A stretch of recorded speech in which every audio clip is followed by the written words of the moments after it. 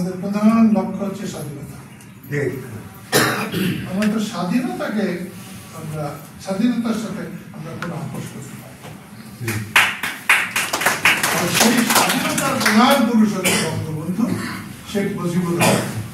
কর্মকাণ্ডকে কোনো গণতান্ত্রিক কর্মকাণ্ড মনে করি না। যে মানুষ 3 বারে তো কোনো ভোটই করে নাই, তার আগের বারও বোধ হয় 300 সিটের মধ্যে 153 সিট ভোট ছাড়াই। এটা কি হয়? এরকম হলে তো লজ্জায় কচু গাছের লগে গুটি সুতা দিয়া ফাঁসি নেওয়া উচিত। সেই জন্য বলবো, রাজনীতি এগোবে, সেখানে আমাদের পলিসিও হয়তো এগোবে, এদিক ওদিক হবে, কিন্তু আমাদের প্রধান লক্ষ্য হচ্ছে স্বাধীনতা।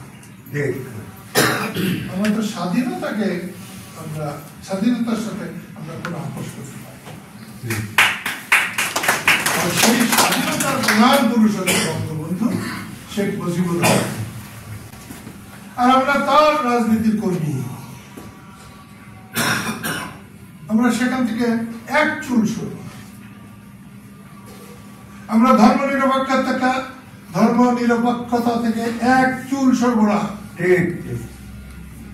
কেউ কেউ বলছে সংবিধানের ওটা করবে এটা করবে।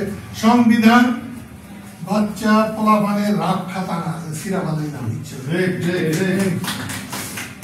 সংবিধানের 4টি মূলনীতি গণতন্ত্র, জাতীয়তাবাদ, ধর্মনিরপেক্ষতা,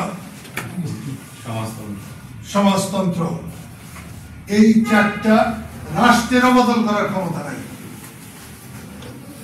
সংসদেরও বদল করার ক্ষমতা নাই। এটা একটা রাষ্ট্রের অরিজিন, একবারই হয়।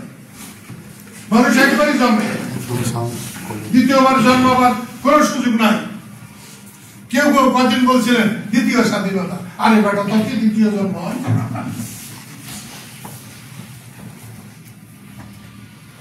বিয়া 2 বার করলেও সেটা দ্বিতীয় বিয়া হয়। সতীত্ব মানুষের একবার পর্যন্ত থাকে। স্বাধীনতা জীবনে একটা রাষ্ট্রের একবার।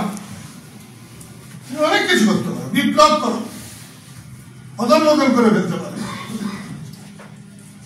আজকে সংবিধান বলে বদলাবে, একটা অক্ষর বদলাইলে এগুলো যদি জেল 10 বছর হয়, তাহলে তোমাকে 100 বছর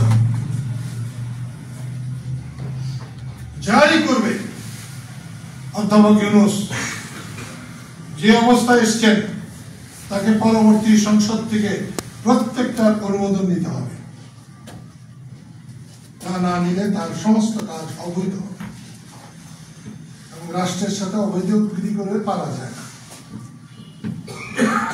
সেই জন্যে সবাইকে বলছি, তোমরা বিশেষ করে আমাদের তো সেক্রেটারি সাহেব অসুস্থ।